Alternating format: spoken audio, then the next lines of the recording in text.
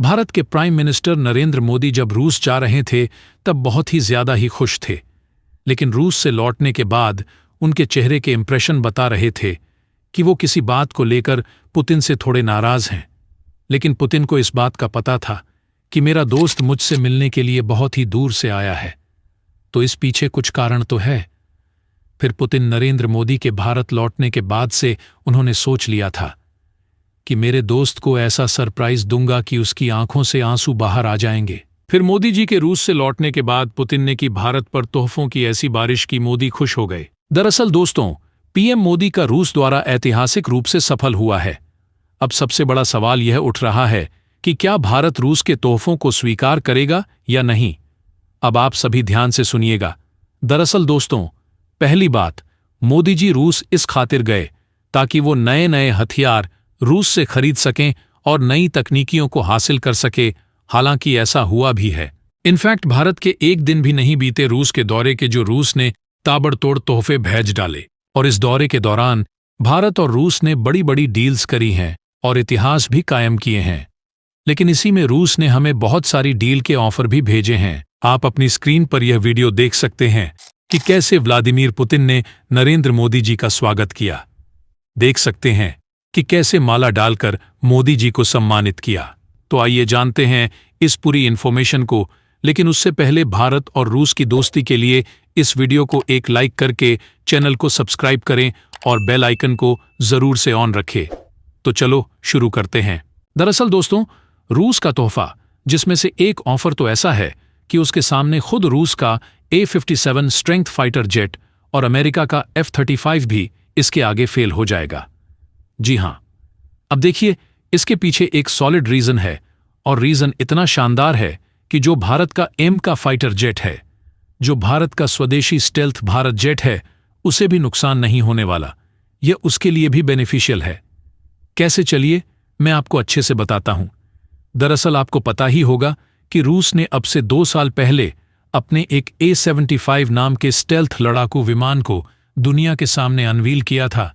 ये एक single engine stealth fighter jet था, जैसे कि F-35 है, और उसे ही टक्कर देना चाहता था रूस।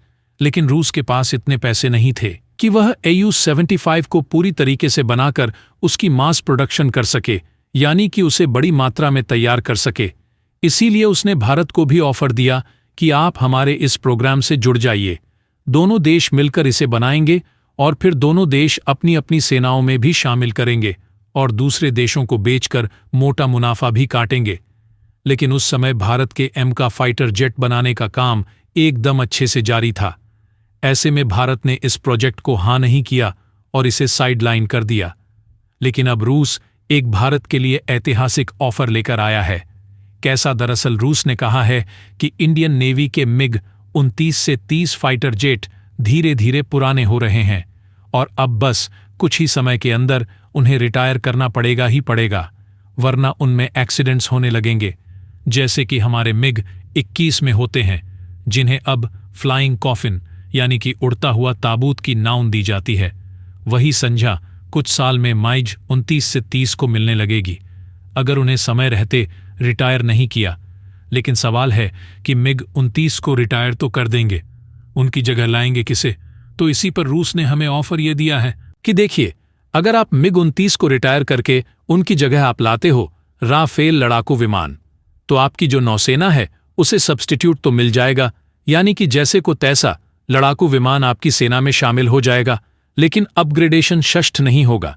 इसके मुकाबले हमारी सजेशन यह है कि जो आपका MiG-29 है उसे रिटायर जरूर कीजिए, लेकिन उसकी जगह एक स्टेल्थ फाइटर जेट अपनी नौसेना में शामिल कीजिए, जैसे कि AU-75, जिससे कि आपकी नौसेना के पुराने लड़ाकू विमान रिटायर भी हो जाएंगे और आपकी सेना बहुत ज्यादा ताकतवर भी हो जाएगी, क्योंकि उसे एक स्टेल्थ लड़ाकू विमान मिल जाएगा और भारतीय नौसेना दुनिया की उन एलीट नौसेनाओं में आ जाएगी जो कि स्टेल्थ लड़ाकू विमानों को ऑपरेट करती है।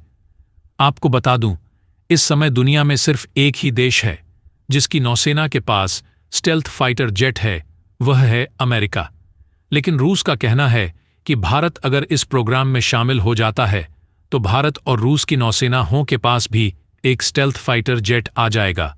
और इतना ही नहीं, सबसे खास बात तो यह है कि यह ऑफर अनबीटेबल है, यानी कि इस ऑफर के सामने सब फीके पड़ जाएंगे। ऐसा मैं क्यों कह रहा हूं? ऐसा इसलिए क्योंकि अगर भारत इस प्रोग्राम में शामिल होता है तो शुरुआती सालों में हमें ओनली कुछ बिलियन डॉलर्स इसमें पेमेंट करनी होगी। रशिया को फिर दोनों देश मिलकर इसे बनाएंगे। तब इसकी कीमत हमें पड़ने वाली है 35 से 40 मिलियन डॉलर्स। जी हां, जो रिपोर्ट्स हैं उनमें बताया जा रहा है कि इसकी कीमत मैक्सिमम 40 मिलियन डॉलर्स तक जाएगी। अगर इसमें कुछ डंस भी कर ले तो 50 मिलियन से ऊपर तो कतई नहीं जाएगी। यानी कि जो F-35 है वो 100 मिलियन का आता है, उससे आधी कीमत में आपको AU-75 मिल जाएगा। लेकिन आपका सवाल होगा कि क्या इस ऑफर के बारे में सब कुछ अच्छा ही अच्छा है, कुछ खराब नहीं है? तो देखिए, एक चीज खराब है, वो यह कि रूस अभी तक भी एक ऐसी टेक्नोलॉजी डेवलप नहीं कर पाया है जिससे कि आप एक लड़ाकू विमान को 100% स्टेल्थ बना सके। अगर AU-75 की बात करें तो इसमें भी खामियां हैं, इसमें भी कमियां हैं। ऐसे में ये पूरी तरीके से स्टेल्थ नहीं होगा। लेकिन हां, 7075 पर तक ये स्टेल्थ होगा, क्योंकि चीनी नौसेना को टक्कर देने के लिए तो बहुत बढ़िया रहेगा। ऐसे में अगर ये नौसेना में आता है तो शानदार है। हां, इसे हम अपनी एयरफोर्स के लिए नहीं ले सकते, क्योंकि एयरफोर्स के लिए तो हमें 100% स्टेल्थ फाइटर जेट ही चाहिए, उसके बिना वहां काम नहीं चलेगा। नौसेना में 7075 पर वाला चल जाएगा, और वो भी इतनी कम कीमत पर मिल रहा है, तो नौसेना की तो वारे न्यारे हो जाएंगे। इसीलिए कहा जा रहा है कि रूस का जो ये ऑफर है MiG-29 को रिप्लेस करें A-75 से, यह भारतीय नौसेना के लिए एक अमृत बन सकता है। यह हमारी नौसेना को एक विश्व पटल पर लाकर खड़ा कर देगा, क्योंकि इंडियन नेवी तब दुनिया की दूसरी एकमात्र ऐसी नौसेना होगी जिसके पास एक से ज्यादा एयरक्राफ्ट कैरियर हैं, और उसके अलावा एयरक्राफ्ट कैरियर पर वो स्टेल्थ लड़ाकू विमान भी तैनात करके रखता है। इसीलिए मेरे हिसाब से शानदार ऑफर है, और भारत को इसे एक बार कंसीडर तो जरूर करना चाहिए। दोस्तों, जैसा कि आप सभी को पता ही है, PM मोदी के रूस विजिट की कल प्रधानमंत्री नरेंद्र मोदी रूस पहुंचे, जहां पर उनका काफी भव्य तरीके से स्वागत किया गया, और प्रोटोकॉल तोड़ते हुए वहां के deputy prime minister PM Modi को न सिर्फ लेने पहुंचे बल्कि प्रधानमंत्री की कार में ही होटल तक छोड़ने गए। इससे पहले एयरपोर्ट पर काफी भव्य तरीके से PM मोदी का स्वागत किया गया, और तीनों जो सेना होती है, जल, थल और वायु, उनके द्वारा एक भारतीय प्रधानमंत्री नरेंद्र मोदी को सलामी दी गई, और रेड कारपेट पर राष्ट्रीय गान के साथ मोदी जी का स्वागत किया गया।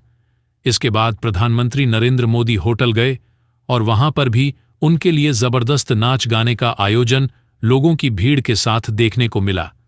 वहीं इसके बाद वह पल आया जिसका सभी को इंतजार था। पुतिन के द्वारा मोदी को होस्ट किया गया, और काफी गर्मजोशी के साथ दोनों नेताओं ने एक दूसरे को गले लगाकर मुलाकात की। ये अपने आप में काफी इंपॉर्टेंट है, क्योंकि जब से रशिया यूक्रेन का युद्ध हुआ है, उसके बाद जब भी रशियन प्रेसिडेंट प्रधानमंत्री नरेंद्र मोदी से एसू समिट या फिर ब्रिक्स समिट के दौरान मिले हों, उस दौरान प्रधानमंत्री नरेंद्र मोदी ने काफी नॉर्मल मुलाकात की है और गले वगैरह नहीं लगाया था। इस बार प्रधानमंत्री नरेंद्र मोदी ने गले लगाया, और डिप्लोमेसी में ये छोटे छोटे गेस्चर बहुत मायने रखते हैं। तो दोस्तों, आज के लिए बस इतना ही। वैसे आप सभी को यह वीडियो कैसी लगी? अगर अच्छी लगी है तो इस वीडियो को लाइक करें, और हमारे इस चैनल को सब्सक्राइब करें, और बेल आइकन को जरूर से ऑन रखें, ताकि हमारी हर आने वाली वीडियो की नोटिफिकेशन आपको समय पर मिलती रहे। तो चलो, हम मिलते हैं ऐसी मजेदार और इंटरेस्टिंग वीडियो के साथ। तब तक के लिए बाय।